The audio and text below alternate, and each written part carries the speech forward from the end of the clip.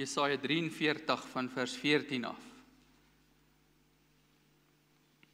So sê die Here, julle verlosser, die Heilige van Israel, om julle ontwil stuur ek iemand teen Babel en laat ek al sy inwoners die Galdeërs vlug, met dieselfde skepe waarop hulle vroeër beroem het.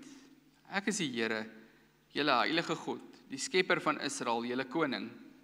So sê die Here, hy wat 'n pad gemaak het deur die see, 'n deurgang deur die magtige waters. Hy het strydwaans en perde laat optrek, 'n leer en volle sterkte tot hulle ondergang. Hulle kon nie weer opstaan nie.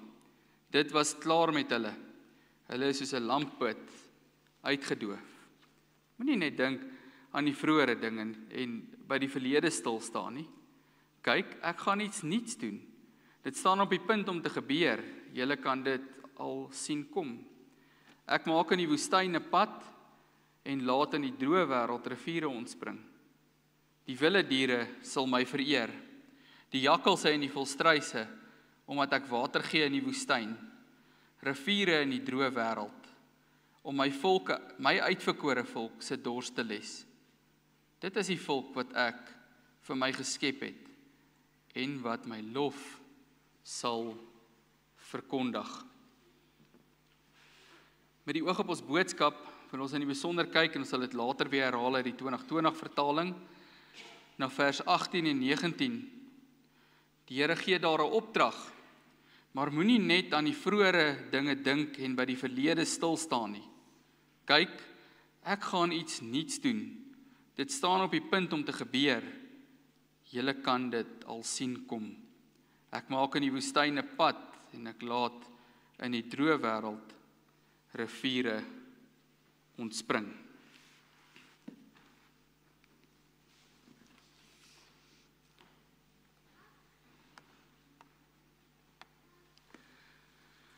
Geliefdes, ek dink is so dat die meeste van ons hier nog ons motor kan bestuur. Wanneer ons iewers heen reis, miskien is jy verby die punt wat jy self wil bestuur en bestuur iemand anders vir jou, maar jy onthou dit. Maar selfs al is jy net aan die passasier of 'n passasier binne die kar van iemand wat hulle voertuig reis, dan wil 'n ou graag hê die ou wat bestuur moet vorentoe kyk, is dit nie so nie. Jy wil hê hy moet deur die windskerm kyk. As jy vir my op my senuwees wil maak, raak jy aan jou foon terwyl jy bestuur, nê. En mense in ons tyd bestuur mos nou vandag so. Ek weet nie of het julle al gesien, julle ry so rond. Die kop is hier onder. Jy kan maar weet as jy agter 'n ou ry en hy ry soos 'n totale imbesiel. As jy verby hom gaan, dan gaan hy so bestuur. Hy weet nie eintlik wat hy doen nie, want hy's besig om te mix het met sy meisie of iets. So wil jy graag hê, mense moet vorentoe kyk. Hulle moet kan sien waar hulle ry. Maar die wetenskap bepaal dat 'n bestuurder so elke 8 sekondes in sy triespieeltjie kyk en dalk in sy kantspieeltjies net om te sien wat agter hom aankom of wat besig is om te gebeur. Dis oukei. 'n Mens moet bewus wees van wat agter jou is. 'n Mens moet bewus wees van iets wat kom of wat was. Maar wanneer 'n mens bestuur, dan kyk jy vorentoe deur die windskerm om te sien waarheen jy gaan, om seker te maak jy bly op die pad. Want anders kan jy so baie maklik in 'n ongeluk kom. As iemand heeltyd in hulle triespieeltjie kyk, sal hulle verseker in 'n ongeluk kom. Ons sal hierdie toepassing later verder vat, maar voel julle nie partykeer is dit so dat ons so lewe nie? In plaas daarvan om deur die windskerm van geleenthede onder die leiding van die woord van die Here te kyk en te hoor wat is ons roeping vir nou en vir môre, is ons besig om in die triespieeltjie van ons verlede te leef en te sê, ai, weet jy, as dit en dat nie met my gebeur het nie, was vandag dalk sis en so. Of as ek hierdie of daar nie gedoen het nie, sou ek dalk vandag myself kon vergewe. Of as hierdie of daardie dinge in my lewe nie fout gegaan het nie, dan sou my uitkomste so gewees het. So asof ons as mense dan nou self in beheer is oor wat volgende kom. Die volk in hierdie gedeelte wat ons saam gelees het, voel min of meer dieselfde in hulle benadering tot die lewe. Hulle het deur 'n moeilike tyd gegaan, 'n baie slegte tyd beleef, en dit het hulle heeltyd laat terugkyk. Dis nie die eerste keer wat hulle dit doen nie. Dis regtig nie so nie. Daar's 'n hele paar kere wat hulle dit doen, miskien die bekendste een daarvan, wanneer die Here saam met hulle deur die woestynreis na hulle uit Egipte verlos het, dat hulle heeltyd terugverlang na die vleispotte van Egipte. En die Here vir hulle kwaad raak daaroor dat hulle nie in die windskerm van die toekoms kyk vir hom wat vir hulle 'n vaste toekoms beloof het nie, maar heeltyd besig is om in die verlede te leef. So dis 'n ou neiging van die mens en dis 'n ou neiging wat by ons ook vir gestalte vind of gebeur in ons lewe. Hulle kyk terug. Om te verstaan hoekom ons sê hulle kyk terug, kom ons kyk net eers bietjie na die historiese agtergrond. Werner, ek's weer af daar. As ons na die boek Jesaja kyk, dan sien ons dit strek oor 'n lang deel van die volk se geskiedenis. Jesaja het nie een skrywer wat die hele boek geskryf het, met ander woorde al 66 hoofstukke wat bestaan nie. Jesaja is eintlik 3 verskillende profetiese boeke wat saamgevoeg is om een boek te vorm oor die Here se profesie in die tyd van die Babiloniese ballingskap en die Assiriese ballingskap en die volk se uitkoms hierin. So eers hulle wegneem in ballingskap en dan die verlossing van die volk uit ballingskap. So en ons kan die 3 boeke as volg indeel. Ons het Proto-Jesaja, dis Jesaja 1 tot 39 in Afrikaans, Jesaja 1. Boek 1 van Jesaja. Dan het ons Deutero-Jesaja, boek 2 van Jesaja, is hoofstuk 40 tot 55. Jy kry sulke wonderlike frases daar, soos die uitkoms is hier, die Here het nie vergeet nie, die Here bring verlossing, die Here stuur die arend uit die ooste uit. Sulke wonderlike goed wat die Here sê dat hy die volk gaan herstel. En dan kry hy ou Trito Jesaja, hoofstuk 56 tot 66, wat gaan oor die herstel en die hoop vir die volk wat in ballingskap vasgekeer is. Wanneer ons dan hier in Jesaja 33 kom, dan moet ons weet waarmee het ons te doen. Ons het te doen met die volk wat besig is om te hoor van die profete van die Here, dat hierdie ellende van Jesaja 1, van hoofstuk 1 tot 39, waar die profete gekom het en gesê het, straf, straf, straf, en die Here gekom het en hulle gestraf het, omdat hulle keer op keer aan hom ongehoorsaam was, eintlik omdat hulle in hulle ongehoorsaamheid volhard het, dan kry ons hier 'n draaipunt. In Jesaja 43 het ons besig met 'n volk wat se harte nuut raak en verbly raak, want die Here het nou gesê, bevry, verlos, nuut maak. Dis die profesie wat hy maak. En waarop lê die Here al hierdie dinge wat hy sê? Hy lê dit op sy getrouheid aan sy verbond. So as jy nie weet wat die verbond is nie, die Here het 'n verhouding met sy mense opgestel en hy het vir hulle beloof, ek sal julle God wees. Tot in die einde van tyd sal ek jou God wees. En as ek jou God is, gaan ek jou beskerm, ek gaan jou bewaar en ek gaan al hierdie dinge vir jou doen. Maar hy het ook vir die mens gesê, julle moet vir my 'n volk wees. En dis waar die probleem ingekom het. Die mense was nie 'n volk vir die Here nie. Ek dink gereeld of in hierdie tyd aan Romeine 10, waar Paulus aanhaal dat die Here sê dag vir dag, oomblik vir oomblik, jaar na jaar, keer op keer, het ek my laat sien deur 'n ongehoorsame en weerspannige volk. Ek sê, jene mense, ek het so hard probeer met julle, maar julle wil net nie. En daarom is julle nou hier, in hierdie tyd van straf. Maar nou breek dit aan. Jerusalem is verwoes in so 586 voor Christus, die volk is in die Babiloniese ballingskap, maar die Here sê, ek gaan julle verlos. Maar nou moet ons vir onsself dink, hoe het die ouens gevoel, toe hulle besef, die Here gaan deur met hierdie straf? Dink jy die Here het vir hulle eendag gesê, soos die bank wat 'n huis kom terugvat by iemand, eendag 'n brief gestuur en gesê, ek is heeltemal ontevrede met julle lewe. Jy weet, die uitverkoping van hierdie eiendom is dan. Nee, die Here het hard probeer met hierdie mense. So wanneer hulle hier sit, in die Babiloniese ballingskap, hulle werk as die slawe van 'n goddelose koning, hulle kry 'n substandaard lewe, hulle word as substandaard burgers behandel, dan begin hulle besef en hulle begin oordink, sê, wat het ons gedoen? Het jy jouself al daar gekry in jou lewe, waar jy in totale chaos sit vandag, oor 'n reeks dinge wat jy gedoen het, en dan vir jouself sê, wat op aarde het ek gedink, toe ek hierdie goed gedoen het? Dink ons almal was al daar op 'n punt in ons lewe. Die vraag is, wat doen ons volgende? So hulle is deur skuldgevoel verteer. Dis tog duidelik in Jesaja 40 vers 27, as hulle sê, ons God sien nie raak wat van ons word nie, ons reg gaan by ons God verby, en die Here moet kom, en hy moet bestraf, en hy sê, man, het julle daar nie gehoor nie? Het julle nie gesien nie, ek is 'n ewige God. Dis tog duidelik dat die volk voel, die Here het hulle verlaat, as gevolg van hulle swakheid. Miskien 'n soort van 'n, as ek tog net anders gedoen het, as ek tog net geluister het. Wat is die Afrikaanse spreekwoord? Spyt kom altyd te laat. Maar dan kom die Here, in die karakter van sy genadigheid en sy liefde. En hy sê vir hierdie mense, ek sal julle verlos. Luister na sy woorde in Jesaja 40 vers 1. Dit kondig die Here aan. Met ander woorde, dit maak die Here in totale sekerheid vir jou bekend. Ek is die Here, die God, en ek sê vir jou die volgende. Troos, troos my volk, sê julle God. Hoekom troos? Want die Here het 'n plan. Die Here gaan uitkoms bring. So as net so vandag bietjie na die teologiese en geestelike agtergrond kyk van hierdie gedeelte, dan sien ons, soos wat ons reeds genoem het, die volk het in hulle sonde, hulle self totaal vervreem van God, soos mense maar maak. So doen hulle ook. Hulle het vergeet van God se getrouheid, en het vergeet van hierdie verbondsverhouding, in plaas daarvan om in dit vas te gryp. En die Here het hulle gewaarsku. As jy teruggaan na Deuteronomium 7, 8, voor hulle die beloofde land ingaan, wanneer die Here met hulle in die woestynreis is, dan sê hy vir hulle mense, weet jy hoe maklik gaan dit wees vir julle om van my te vergeet? Want jy gaan so besig raak. Jy gaan so hard moet werk. Jy gaan soveel suksesse bereik. Jy gaan soveel dinge moet doen. Jou lewe gaan so gelaai wees. Sê hy vir hulle, moenie my vergeet nie.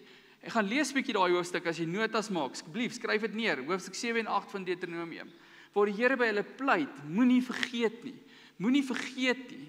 Dan sê hy op 'n stadium, jy gaan dalk daar in daai land woon, dit gaan met jou goed gaan en jy gaan vir jouself sê, dis my sterke hande en my vermoëns. Dis my harde werk. Weet jy kom as ek suksesvol, ek het elke dag 3 uur opgestaan. Ek het elke dag gewerk tot 10 uur. Weet jy kom as ek suksesvol, want ek het al my geld gespaar toe dit nodig. So daai trappe van menslike regverdiging. Hy sê dit gaan gebeur, dan sê hy, maar moenie vergeet wie het vir jou die sterke hande gegee om die werk te kan doen nie. Moet ook nie vergeet wie het vir jou die beloofde land gegee, met ander woorde die geleenthede en die vermoëns nie. Dis die probleem wat mense doen. En in plaas daarvan om aan God vas te gryp en aan hom die ewige verhouding met hom as die belofte van ons lewe, verlewe, gryp hulle vas aan wêreldse dinge en hulle vergeet van wat hulle moes onthou. Die belangrikste ding wat ons moet onthou is die Here het ons gemaak om te leef vir hom. Sonder dit maak die lewe nie sin nie. Sonder dit sal die lewe nooit gemak of gemak beleef of tuis voel nie. En daarom stuur die Here die profeet met hierdie boodskap om 'n ontmoedige volk moed te gee. En hy doen dit deur te wys na God se getrouheid. Miskien sit ons hier aan die begin van 2026 ook as 'n ontmoedigde volk. En asseblief as jy die lyn wil trek na die Afrikaner toe, dis nie wat ek bedoel nie. Die volk van die Here is elkeen wat in Jesus Christus glo. Dis die volk. Die Here het nie een volk, of etniese volk nie. Die Here het 'n volk van gelowiges. Net so tussen hakies. Sê, miskien sit ons hier as die volk van gelowiges, ontmoedig oor ons situasie nou. Ontmoedig oor die sosio-ekonomiese vooruitsigte, ontmoedig oor misdaad, ontmoedig oor ons patetiese regering. Baie dinge wat ons kan pla vandag. Waarna gryp ons? Dis die vraag. Jy het nou hierdie week dalk nuwejaarsvoorneme gemaak. En daai nuwejaarsvoorneme maak vir jou tog duidelik waarna gryp jy. Want wat jy gesê het jy wil doen en hoe jy dit wil doen, het jy gesê, wat gaan my ankers wees? Wat gaan my toue wees? Hoe gaan ek dit doen? Miskien maak ons dieselfde fout soos die volk om te vergeet van die verbond, te vergeet van die getrouheid van God, te vergeet daarvan dat die Here in beheer is. Daarom stuur die Here hierdie profeet ook na ons toe om te sê, onthou wie julle is. Onthou wat julle behoort te doen. In vers 10 sê hy, die Here het jou geskep en geroep as getuienis vir hom voor die wêreld. Vers 21 sê hy, dis die volk wat ek vir my geskep het en wat my verlof of my lof sal verkondig. onthou wie jy is. Dis die geheim, dis waarin ons herinner word in hierdie gedeelte. En dan lê hy al hierdie goed neer op die karakter van God. Hoe kan hierdie volk suksesvol vorentoe gaan? Want die Here het nou vir hulle gesê, hulle gaan uit ballingskap uitgaan, hulle gaan Jerusalem herbou, hulle gaan die tempel herbou, maar hoe gaan hulle suksesvol dan vorentoe gaan, sodat dit nie nodig is dat hulle weer in ballingskap ingaan nie? En lê dit neer op God se karakter om te sê, hou vas aan wie die Here is. Kom kyk net na so 'n paar goeters. Die eerste een is die unieke soewereiniteit van die Here. Die Here maak vir hulle duidelik oral in hierdie gedeelte, ek is die enigste God, daar is naas my geen ander gode nie. Is dit nie die begin van die wet van die Here ook nie? En dis een van die eerste goed wat ons moet besef, soos ons hierdie nuwe jaar ingaan, om te sê, daar's net een God, en hy's God oor my lewe ook. Al wil ek so baie keer in my lewe graag my eie God wees, my eie reëls bepaal, my eie roeping inkleer soos ek wil, my lewe omvou en skep en al hierdie dinge soos ek graag dit sien. Daar's net een Here en dis die Here wat die roeping gee vir die mens. Dan die herinnering dat God skep die mens en God is die verlosser van die mens. Hoor bietjie in vers 1 en 2. So sê die Here wat jou geskep het, Jakob, wat jou gevorm het, Israel. Ek verlos jou. Ek het jou op jou naam geroep. Jy is myne. Die Here ken nie net die gereformeerde kerk Benoni en al ons kuiergaste volgens nie. Die Here ken ons nie net as 'n liggaam nie. Die Here ken jou. Hy ken jou spesifiek. Wonderlik is dit om te weet dat die Here weet wat elkeen van my bekommernisse, elkeen van die uitdagings in my lewe, elkeen van my vreugdes ook. Die Here ken jou, hy het jou gemaak, hy het jou op jou naam geroep en jy is syne. Dis waarop ons lewe moet bou om te sê, maar die Here ken my. Ek behoort aan hom. Hoe lewe iemand wat deur God geken word? Hoe lewe iemand wat God ken en sê, maar ek is die eiendom van die Here. Ek leef onder die koning se heerskappy. Dan Jesaja 43 vers 3 tot 7 dan sê, in liefde verlos die Here. Daar staan, want ek is die Here jou God, ek is die heilige. Ek sal enigiets gee as losprys vir jou, is wat hy sê. Omdat jy vir my kosbaar het, omdat ek jou lief het, wil ek mense in plek in ruil vir jou lewe gee. Nou weet ons later, en Jesus Christus ons Here, He will stop at no means. Die Here sal enigiets doen om hierdie belofte te laat realiseer. So het hy dan ook sy eie seun laat sterf aan die kruis, 'n marteldood laat sterf, sodat hierdie woorde kon waar word. Ek het jou lief, daarom sal ek jou red. Jy. Dan, die Here voorsien.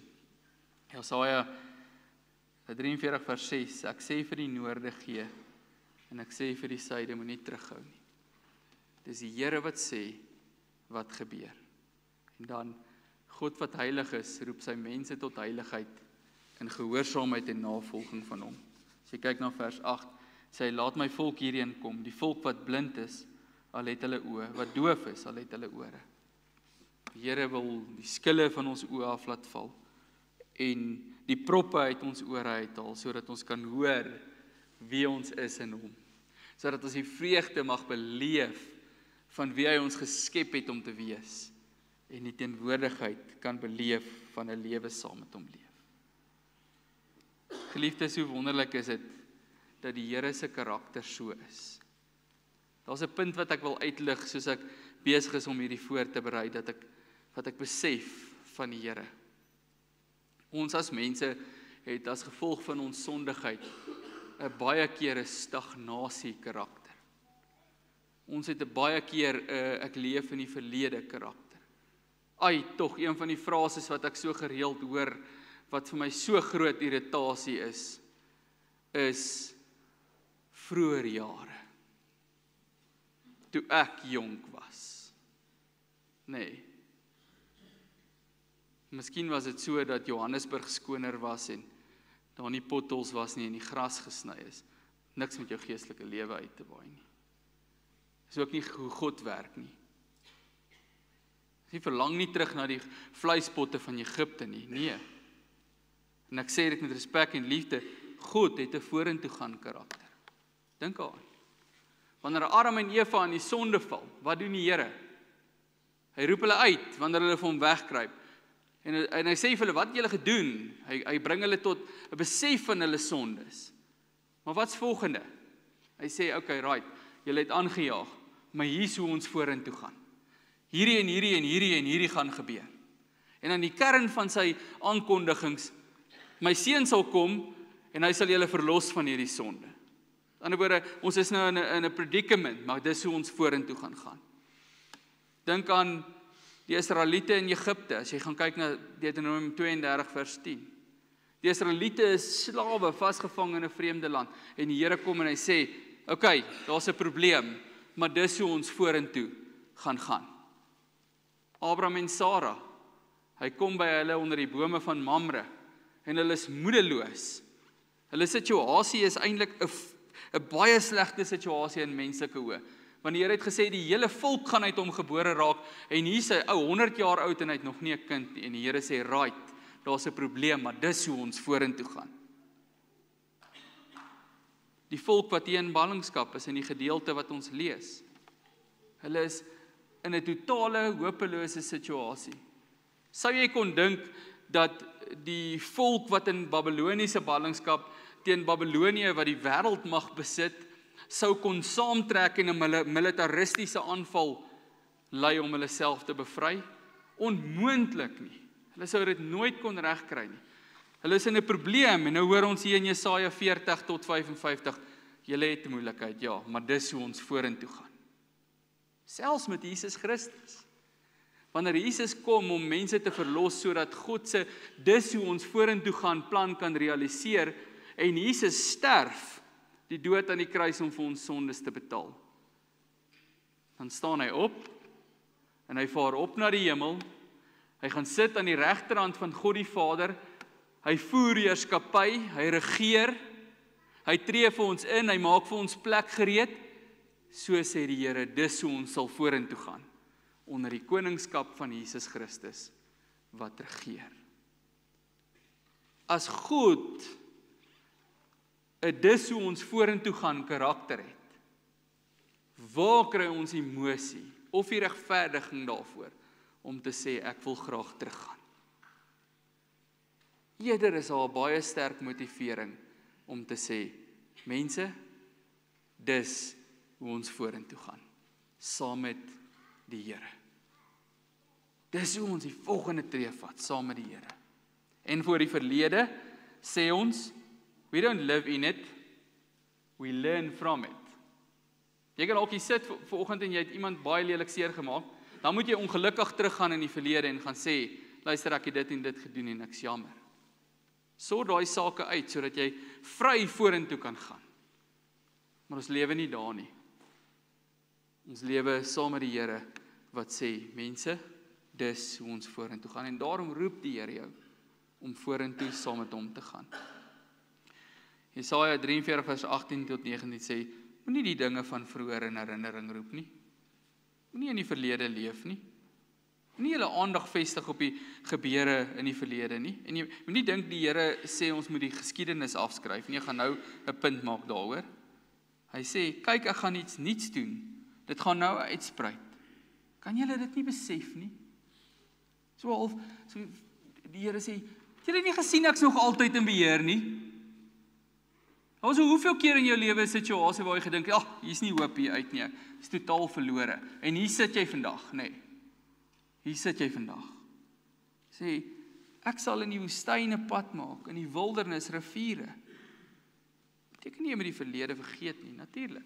Dink aan Deuteronomium 9, waar die Here sê, onthou dat die Here jou God jou bevry het. Onthou dat die Here jou deur die woestyn gelei het. Onthou. En hy sê dit hier ook. Sê hy vir hulle, die Here het deur die see julle geneem, die stryd waar ons laat val, allerhande goed, praat hy van die Egiptiese uitkoms, nee, die verlossing uit Egipte. Sê, maar dis nie waarop jou gedagtes gefokus nie. Hy het 'n paar great lesse geleer uit die verlede uit. Moenie so naïef wees om te dink, jy kan al daai verlesse nou tank, want ons sê, kom ons gaan vorentoe nie. Daai goed vorm jou karakter. Foute wat jy in die verlede gemaak het, onthou jy om nie weer te maak nie. Maar dis nie waar jou fokus is nie. Jy ry nie met jou oë in die triespieël nie. Jy ry met jou oë op die windskerm. Dis vir ons fokus, is op die pad saam met die Here. Vir die volk is dit eerstens die ballingskap en die herstel van Jerusalem, of uitkoms uit die ballingskap en die herstel van Jerusalem, dis die onmiddellike bedoeling of vervulling van wat die Here hier sê, maar uiteindelik verwys hierdie na die volmaakte pad van God. Wat is daai pad? Johannes 14 vers 6. Die Seun van God kom en hy sê, ek is die weg en die waarheid en die lewe. Wie agter my aankom, kom na die Vader toe. Wat is die pad waarop God wil hê ons moet leef? Waarop ons roep om te leef in 2026? Op die weg en die waarheid. Hy noem hy sal riviere laat ontspring in die woestyn. Nou vir die van julle wat al in die woestyn was as dit droog is, en wanneer dit water gekry het, jy kan jou oë nie glo nie, nê. Daai riviere later in Jesegiel sien ons, is die verlossing van Jesus Christus die water van lewe. Jesus maak nuut, en dis in sy nuutheid wat ons moet leef, sy verlossing is volmaak. Hy maak nie net nou nuut nie, maar hy het jou vir gister ook nuut gemaak, sodat jy nuut vorentoe kan gaan. Hy maak dat jy lig kan reis en dat jou juk sag is. Hy maak dat jy nie met al die bagasie van gister se foute en probleme saam met jou hoef te gaan en hoef gemartel en verstrengel te wees deur die dinge wat jy oorskuldig voel nie. Hy verlos jou daarvan, sy las is lig en sy juk is sag. Matteus 11 vers 29 en 30. Miskien, geliefdes, is dit so dat ons as disippels baie dieselfde foute gemaak het as die volk in die Ou Testament. In 2025 en die jare daarvoor. Dat ons die Here nie genoeg vertrou nie. Dat ons die Here nie groot genoeg prioriteit maak nie. Dat ons nie sal stop by enigiets om hom na te volg en sy doel vir ons lewe te soek nie. Dat ons nie naaste by gehoorsaam genoeg is aan die Here nie. Dat ons nie besig is om sy koninkryk te bou deur onder hom as koning te leef nie, maar ons eie koninkryke te bou. Maar nou kan ons die Here se woorde hoor. Soos ons nou staan in die ingang van 'n nuwe jaar, wat 'n nuwe geleentheid is, kan ons sy woorde hoor en met blydskap aanneem wanneer hy jou leer. Jy is ook waarlik vry in Jesus om vry vorentoe te gaan. In hom doen God iets nuuts elke oomblik in jou lewe. Die Here definieer daarom jou pad. Die Here definieer daarom 2026 en elke jaar daarna. Die Here wys vir ons waantoe om te gaan. Sy woord is die windskerm van jou lewensreis, waardeur jy kan kyk om te sien, hoe lyk die pad wat ek moet loop. En kyk altyd deur dit, sodat jy saam met Jesus wat die weg is, na die lewe kan vorentoe gaan. En wanneer jy dan elke nou en dan in die triespieël moet kyk, moenie in gister vasgevang wees nie. Leer daaruit en gaan vorentoe. Nou hier is een van die gunsteling dinge vir die duiwel om te doen. Hy hou daarvan om jou kop so te vat, sit mos hier in die agter sitplek. Sê, dit, julle weet hoe werk hy. Nou hou hy daarvan om jou kop te vat, en om so na die triespieël te draai en sê, onthou jy, toe jy die hond geskop het? Of onthou jy, toe jy daai persoon sleg gesê het? Of onthou jy, toe jy hierdie of daardie groot sonde gedoen het? Ek dink nie, jy is goed genoeg om saam met die Here vorentoe te gaan nie. Dis wat hy wil doen. Ook hy is oorwin in die volmaaktheid van die offer van Jesus Christus. Dis bewys in die voorhangsel wat geskeur het, en God wat die mens in Jesus na hom toe nooi. Ruk jou kop weg, en sê, ek gaan vorentoe, saam Jesus. Niks van daai bagasie sal my plat trek nie, ek het geleer daaruit, maar nou gaan ek vorentoe. Vertrou op hom, wees verseker van sy trou, liefde en verlossing. Leef in sy krag, leef in die wysheid van sy woord, met jou oë gefokus op die woord, die windskerm van jou lewe en jou roeping. Gaan vorentoe saam met die Here. Want weet jy wat? En hierdie is baie belangrik vir jou om te onthou. Die Here wil vorentoe gaan saam met jou. Is jy bereid? Kom ons bid saam. Here, ons loof en ons prys U dat ons nie vasgevang is in gister nie, selfs nie eers vasgevang is in ons sondes, swakhede, al die dinge wat ons wil te neerdruk en plat trek nie, maar dat ons kan nuut leef in U. Daarom is ons gebed vir hierdie nuwe jaar, dat ons in volkome vertroue op U, in U vorentoe gaan karakter, sal leef saam met U, as mense, wat elke dag al hoe meer ons Here Jesus Christus volg, as die weg, die waarheid van ons lewe. En dat ons die wysheid daarvoor alleen kry, deur die krag van die Gees, en die windskerm van U woord, waardeur ons die lewe werklik kan sien. Ons bid dit van U Vader in Jesus se naam. Amen.